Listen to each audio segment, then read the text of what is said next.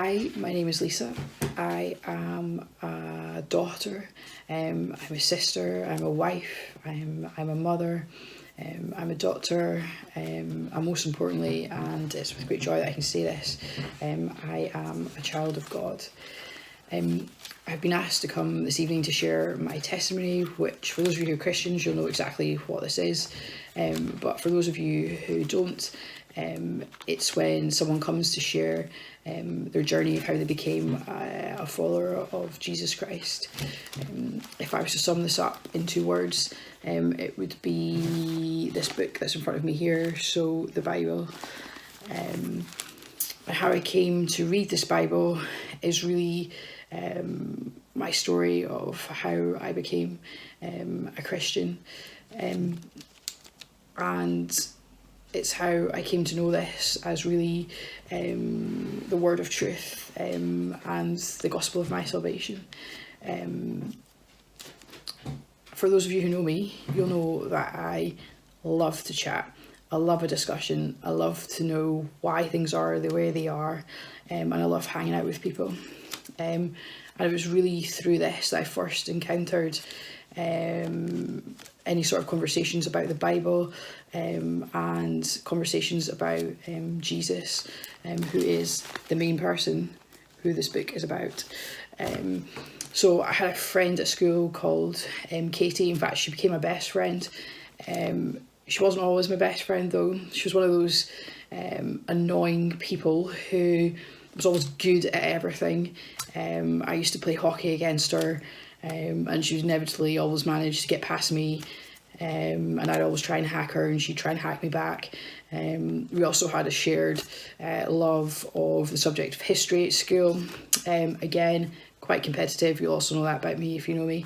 And she always used to get better marks than me at class when we were doing essays and stuff. So I didn't particularly like Katie initially, but I came to know her as my best friend, and that was through different circumstances at school where we actually had to work together, and I'm so grateful for this friendship. And anyway, she had to put up with me arguing with her about the Bible and who Jesus is. There was a thing about Katie, although I found her annoying, there was something different about her. And I couldn't quite work out what that difference was, but I did notice there was something different about her. And that difference was that she had faith. And it always made me question why she had faith. And why this difference was so obvious.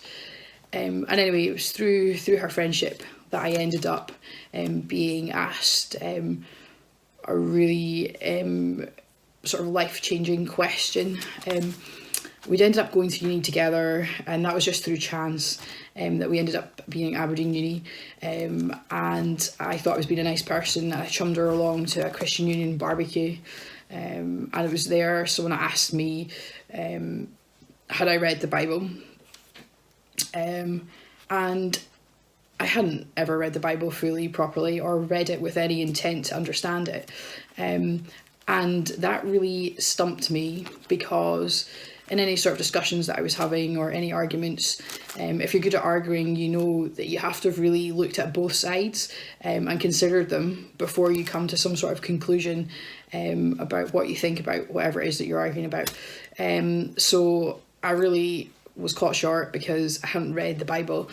So really, I didn't really have a right really to start arguing with these people about whether or not I thought their faith was something real, or if this person Jesus was even real.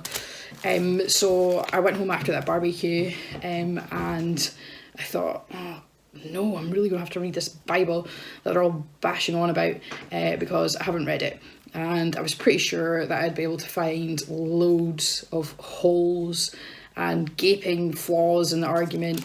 But actually, it was through God's grace, now when I look back, that actually this book that I have in front of me now had no such thing. And I really just found it so interesting. It contained words in it such as things like truth, hope, love, peace, forgiveness, wisdom. These are all great words and things that people have questions about. And I started to look more and more into who this person that this whole book was supposed to be about, looking into who Jesus was. I always thought that there would be no other evidence base for Jesus with this book. And I came to realise that this was just really not the case. There's actually more evidence for Jesus' existence than a lot of the other people around at that time, that if I named, you would think, oh yeah, he was definitely there. So I then realised that, well, this Jesus actually did exist in the world, so therefore what he was claiming I had to look at. So I think if you were to look at Jesus, you could really either say that he was a total lunatic. He was either saying what he was saying was actually true, and he says that he is the son of God. But you can't really be on the fence about him. He's not you could just say he's just a good teacher, because what he's claiming would be totally ridiculous if you were just to say that he was just a good teacher. So really it was through these sort of questions that I came to read the Bible and look for answers about this sort of stuff. I'd never really gone to church to listen to anyone preach or talk about the Bible. I ended up going along to Gilcomston Church, which is in Aberdeen on Union Street, and at that time there was a man preaching, and it was the late Dominic Smart, and I'll probably well up when I speak about him, but it was really the first time that I had ever heard the gospel preached, where the Bible wasn't just something that was sort of talked about. He really spoke with meaning, and he clearly knew what he was talking about. And it was really through his preaching, actually, that I then came to actually look into what was said in this word more. He unfortunately has now gone to be with his father in heaven, and it was really through his preaching that I started to look into this Bible more. And when I say unfortunately he's with his father, it's unfortunately for us, but for him it is great. So anyway, as you can see, I like to chat. So it was really through conversations with Katie about this Bible, and then conversations through listening to Dominic preach. And then there's one other moment that I would say that really had a big impact on me. And that was when I was in Zambia. I was out there on a trip doing a medical elective. And there's something that probably, if you're only a medic, you don't maybe just understand, but some of you will also know what I'm talking about. But I'll try and explain it in the simplest way possible. But when I was there, I was working in a hospital. It was in sort of rural Zambia, and there was lots of stuff that happened there, but there was one episode in particular that really stuck in my mind, and that was when I was with a woman who was in labour. Now, she was in obstructed labour, so that meant that when you examined her, her little baby's arm was actually coming through her cervix, so you could see this little baby's arm, and there was her, but she couldn't give birth because the baby was in the wrong position. Now, there's only so long that you can stay alive as a baby, like in an obstructed labour. Eventually what will happen is the blood supply will be cut off, and it just won't happen, and the mum could end up dying, the baby could end up dying. Here in the UK, it'd be very unusual for this to happen, and anyway, you'd be rushed straight in to get a C-section, and you would both survive. Anyway, in Zambia, this wasn't the case, so there was always only one operating theatre, and in this circumstance, it was busy. It was already taken up with emergency, so there was no way we could do an emergency C-section on her. It took 10 hours before we could do an emergency C-section. I got on my knees and prayed. I prayed to this God who had been reading about, and I prayed that this woman would survive and her baby would survive. Against all odds, they did.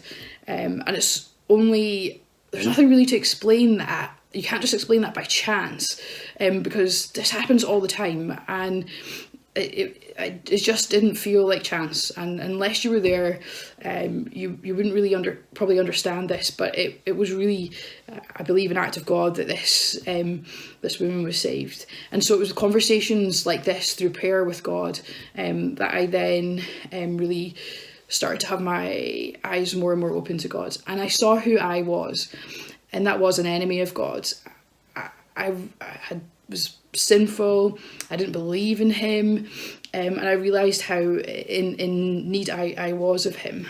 And I really, through a couple of years' time, I didn't just suddenly become a Christian. It was 3 years that I then turned my life to him and decided to follow him. And so that's just a really short kind of synopsis of how I became a Christian. It's really difficult to say in such a short period of time. But there's a book in the Bible called Ephesians, and this book really just blows my mind time after time I read this. There's a few lines in it that I just want to share with you, and it was this line that really caught my eye when I first read it. And it says, "In him we have redemption through his blood for forgiveness of sins, in accordance with the riches of God's grace that he lavished on us with all wisdom and understanding." And it goes sort of on to say that this gift is a gift of God, not by our works, but by grace that we have been saved. And this is just in the first chapter of Ephesians. And so I really encourage you, if you haven't read this Bible, then to read this Bible. And that was a question I was asked, so read it for yourself, see what you think. Go to a church. If it's not church in person at the moment because of COVID, then try and find a church online. There's lots of them, and just listen to someone talk about him, and listen to, there's a few other people before me who've come and shared their testimony. It's just amazing to see how God works in so many different people's life, and I think this is really the testament of how you can say that this is real. This isn't something that's just a philosophy. If it was, it wouldn't really impact people's lives as much as it does, and it certainly wouldn't still be around today. It was easy to disrepute at the time if this person of Jesus really didn't exist. And I just want to end with a prayer, and again it's a prayer in this book of Ephesians, and it's my prayer for you today if you're listening. I pray that out of his glorious riches he may strengthen you with power through his Spirit in your inner being, so that Christ may dwell in your hearts through faith. And I pray that you, being rooted and established in love, may have power, together with all the saints, to grasp how wide and long and high and deep is the love of Christ, and to know this love that surpasses knowledge, that you may be filled to the measure of all the fullness of God. Now to him who is able to do immeasurably more than all we ask or imagine, according to his power that is at work within us, to him be glory in the church and in Christ Jesus throughout all generations, forever and ever. Amen. Just thank you for listening this evening, and I just pray as well that for those of you who are Christians, that you continue to find awe and joy in this book. So thanks again for listening.